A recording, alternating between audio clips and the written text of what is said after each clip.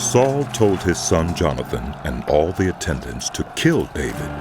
But Jonathan had taken a great liking to David and warned him. My father Saul is looking for a chance to kill you. Be on your guard tomorrow morning. Go into hiding and stay there. I will go out and stand with my father in the field where you are. I'll speak to him about you and will tell you what I find out. Jonathan spoke well of David to Saul, his father, and said to him, Let not the king do wrong to his servant David. He has not wronged you, and what he has done has benefited you greatly. He took his life in his hands when he killed the Philistine. The Lord won a great victory for all Israel, and you saw it and were glad. Why then would you do wrong to an innocent man like David by killing him for no reason? Saul listened to Jonathan and took this oath. As surely as the Lord lives, David will not be put to death. So Jonathan called David and told him the whole conversation. He brought him to Saul, and David was with Saul as before. Once more, war broke out, and David went out and fought the Philistines. He struck them with such force that they fled before him. But an evil spirit from the Lord came on Saul as he was sitting in his house with his spear in his hand. While David was playing the lyre, Saul tried to pin him to the wall with his spear, but David eluded him. As Saul drove the spear into the wall, that night David made good his escape. Saul sent men to David's house to watch it and to kill him in the morning. But Michal, David's wife, warned him. If you don't run for your life tonight, tomorrow you'll be killed. So Michal let David down through a window, and he fled and escaped. Then Michal took an idol and laid it on the bed, covering it with a garment and putting some goat's hair at the head. When Saul sent the men to capture David, Michal said, He is ill. Then Saul sent the men back to see David and told them, Bring him up to me in his bed so that I may kill him. But when the men entered, there was the idol in the bed, and at the head was some goat's hair. Saul said to Michal, Why did you deceive me like this and send my enemy away so that he escaped? Michal told him, He said to me, Let me get away. Why should I kill you? When David had fled and made his escape, he went to Samuel at Ramah and told him all that Saul had done to him. Then he and Samuel went to Naioth and stayed there. Word came to Saul. David is in Naioth at Ramah. So he sent men to capture him. But when they saw a group of prophets prophesying, with Samuel standing there as their leader, the Spirit of God came on Saul's men, and they also prophesied. Saul was told about it, and he sent more men, and they prophesied too. Saul sent men a third time, and they also prophesied. Finally, he himself left for Ramah and went to the great cistern at Sikhu. And he asked, Where are Samuel and David? Over in Naioth at Ramah. They said. So Saul went to Naioth at Ramah, but the Spirit of God came even on him, and he walked along prophesying until he came to Naioth. He stripped off his garments, and he too prophesied in Samuel's presence. He lay naked all that day and all that night. This is why people say, Is Saul also among the prophets? Then David fled from Naioth at Ramah and went to Jonathan and asked, What have I done? What is my crime? How have I wronged your father that he's trying to take my life? Never. Jonathan replied, You are not going to die. Look, my father doesn't do anything, great or small, without letting me know.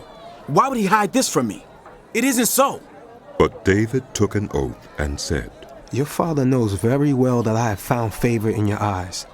And he has said to himself, Jonathan must not know this or he will be grieved. Yet as surely as the Lord lives and as you live, there is only a step between me and death. Jonathan said to David, Whatever you want me to do, I'll do for you.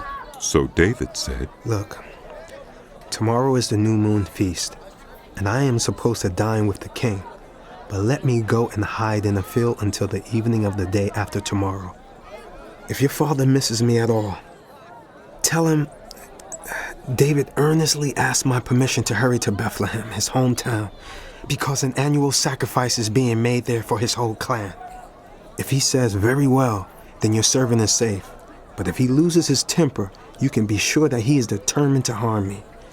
As for you, show kindness to your servant, for you have brought him into a covenant with you before the Lord. If I am guilty, then kill me yourself. Why hand me over to your father?" Never. Jonathan said. If I had the least inkling that my father was determined to harm you, wouldn't I tell you? David asked. "Who will tell me if your father answers you harshly?" Come, Jonathan said. let's go out into the field. So they went there together. Then Jonathan said to David, I swear by the Lord, the God of Israel, that I will surely sound out my father by this time the day after tomorrow. If he is favorably disposed toward you, will I not send you word and let you know? But if my father intends to harm you, may the Lord deal with Jonathan, be it ever so severely, if I do not let you know and send you away in peace. May the Lord be with you, as he has been with my father. But show me unfailing kindness like the Lord's kindness, as long as I live, so that I may not be killed. And do not ever cut off your kindness from my family, not even when the Lord has cut off every one of David's enemies from the face of the earth. So Jonathan made a covenant with the house of David, saying, May the Lord call David's enemies to account. And Jonathan had David reaffirm his oath out of love for him, because he loved him as he loved himself. Then Jonathan said to David, Tomorrow is the new moon feast. You will be missed because your seat will be empty. The day after tomorrow, toward evening, go to the place where you hid when this trouble began, and wait by the stone easel. I will shoot 3 arrows to the side of it, as though I were shooting at a target. Then I will send a boy and say, Go find the arrows. If I say to him, Look, the arrows are on this side of you, bring them here. Then come, because as surely as the Lord lives, you are safe. There is no danger. But if I say to the boy, Look, the arrows are beyond you, then you must go, because the Lord has sent you away. And about the matter you and I discussed, remember, the Lord is witness between you and me forever. So David hid in the field, and when the new moon feast came, the king sat down to eat. He sat in his customary place by the wall opposite Jonathan, and Abner sat next to Saul, but David's place was empty. Saul said nothing that day, for he thought, Something must have happened to David to make him ceremonially unclean. Surely he is unclean. But the next day, the second day of the month, David's place was empty again. Then Saul said to his son Jonathan, Why hasn't the son of Jesse come to the meal either yesterday or today? Jonathan answered, David earnestly asked me for permission to go to Bethlehem. He said, Let me go because our family is observing a sacrifice in the town, and my brother has ordered me to be there. If I have found favor in your eyes, let me get away to see my brothers. That is why he has not come to the king's table. Saul's anger flared up at Jonathan, and he said to him, You son of a perverse and rebellious woman, don't I know that you have sided with the son of Jesse to your own shame and to the shame of the mother who bore you? As long as the son of Jesse lives on this earth, neither you nor your kingdom will be established. Now send someone to bring him to me, for he must die. Why should he be put to death? What has he done? Jonathan asked his father. But Saul hurled his spear at him to kill him. Then Jonathan knew that his father intended to kill David. Jonathan got up from the table in fierce anger. On that second day of the feast he did not eat, because he was grieved at his father's shameful treatment of David. In the morning, Jonathan went out to the field for his meeting with David. He had a small boy with him, and he said to the boy, Run and find the arrows I shoot.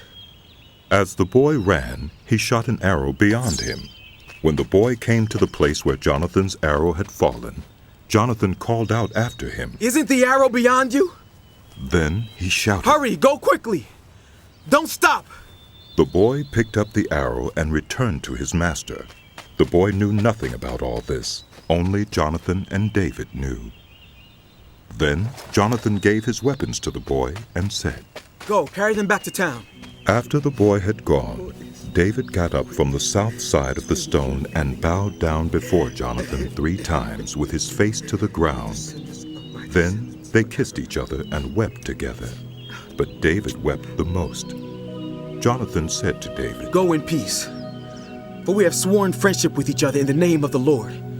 saying, "The Lord is witness between you and me, and between your descendants and my descendants, forever." Then David left, and Jonathan went back to the town. David went to Nob, to Ahimelech the priest. Ahimelech trembled when he met him and asked, "Why are you alone? Why is no one with you?" David answered Ahimelech the priest, The king sent me on a mission and said to me, "No one is to know anything about the mission I'm sending you on. As for my men, I have told them to meet me at a certain place. Now then, what do you have on hand? Give me 5 loaves of bread or whatever you can find." But the priest answered David, "I don't have any ordinary bread on hand. However, there is some consecrated bread here, provided the men have kept themselves from women." David replied, "Indeed, women have been kept from us, as usual whenever I set out. The men's bodies are holy even on missions that are not holy. How much more so today?" So the priest gave him the consecrated bread, since there was no bread there except the bread of the presence that had been removed from before the Lord and replaced by hot bread on the day it was taken away. Now one of Saul's servants was there that day, detained before the Lord. He was Doeg the Edomite, Saul's chief shepherd. David asked Ahimelech, "Don't you have a spear or a sword here? I haven't brought my sword or any other weapon because the king's mission was urgent." The priest replied, "The sword of Goliath the Philistine whom you killed in the valley of Elah is here. It is wrapped in a cloth behind the ephod. If you want it, take it. There is no sword here but that one." David said, "There is none like it. Give it to me." That day David fled from Saul and went to Achish, king of Gath. But the servants of Achish said to him, "Isn't this David, the king of the land? Isn't he the one they sing about in their dances? Saul has slain his thousands, and David his tens of thousands." David took these words to heart and was very much afraid of Achish, king of Gath. So he pretended to be insane in their presence, and while he was in their hands, he acted like a madman, making marks on the doors of the gate and letting saliva run down his beard. Achish said to his servants, "Look at the man. He is insane. Why bring him to me? Am I so short of madmen that you have to bring this fellow here to carry on like this in front of me? Must this man come into my house?" David left Gath and escaped to the cave of Adullam. When his brothers and his father's household heard about it, they went down to him there. All those who were in distress or in debt or discontented gathered around him, and he became their commander. About 400 men were with him. From there David went to Mizpah in Moab and said to the king of Moab, "Would you let my father and mother come and stay with you until I learn what God will do for me?" So he left them with the king of Moab, and they stayed with him as long as David was in the stronghold. But the prophet Gad said to David, "Do not stay in the stronghold. Go into the land of Judah." So David left and went to the forest of Hereth. Now Saul heard that David and his men had been discovered, and Saul was seated, spear in hand, under the tamarisk tree on the hill at Gibeah, with all his officials standing at his side. He said to them, "Listen, men of Benjamin. Will the son of Jesse give all of you fields and vineyards? Will he make all of you commanders of thousands and commanders of hundreds? Is that why you have all conspired against me? No one tells me when my son makes a covenant with the son of Jesse. None of you is concerned about me or tells me that my son has incited my servant to lie in wait for me as he does today." But Doeg the Edomite, who was standing with Saul's officials, said, "I saw the son of Jesse come to Ahimelech, son of Ahitub, at Nob. Ahimelech inquired of the Lord for him. He also gave him provisions, and the sword of Goliath, the Philistine." Then the king sent for the priest Ahimelech, son of Ahitub, and all the men of his family, who were the priests at Nob, and they all came to the king. Saul said, "Listen now, son of Ahitub." "Yes, my lord." He answered. Saul said to him, "Why have you conspired against me, you and the son of Jesse, giving him bread and a sword and inquiring of God for him, so that he has rebelled against me and lies in wait for me as he does today?" Ahimelech answered the king, "Who of all your servants is as loyal as David, the king's son-in-law, captain of your bodyguard and highly respected in your household. Was that day the first time I inquired of God for him? Of course not. Let not the king accuse your servant or any of his father's family, for your servant knows nothing at all about this whole affair. But the king said, You will surely die, Ahimelech, you and your whole family. Then the king ordered the guards at his side. Turn and kill the priests of the Lord, because they too have sided with David. They knew he was fleeing, yet they did not tell. But the king's officials were unwilling to raise a hand to strike the priests of the Lord. The king then ordered Doeg. You turn and strike down the priests. So Doeg the Edomite turned and struck them down. That day he killed 85 men who wore the linen ephod. He also put to the sword Nob, the town of the priests, with its men and women, its children and infants, and its cattle, donkeys, and sheep. But one son of Ahimelech, son of Ahitub, named Abiathar, escaped and fled to join David. He told David that Saul had killed the priests of the Lord. Then David said to Abiathar, That day when Doeg the Edomite was there, I knew he would be sure to tell Saul, I am responsible for the death of your whole family. Stay with me. Don't be afraid. The man who wants to take your life is trying to kill me too. You will be safe with me.